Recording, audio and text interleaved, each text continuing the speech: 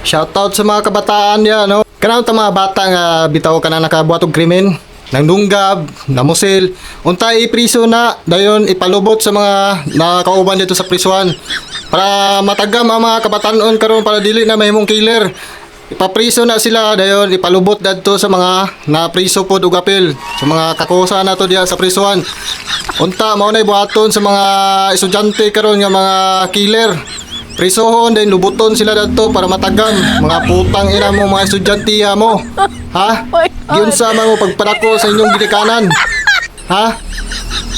Putang ina. Unta ka ng killer nga mga estudyante diya lubuton. Busluton ang lubot para matay yung mga yawa mo mga estudyante mo. Shoutout sa mga shoutout sa Tacloban government. Nganong dili man i-plaster ilang mga naong sa social media. Unsa man protektahan na ninyo? Putang ina killer na mga bata tapos gusto ninyo i-private ilang mga picture, ilang mga video. Gago, ha? Fuck you.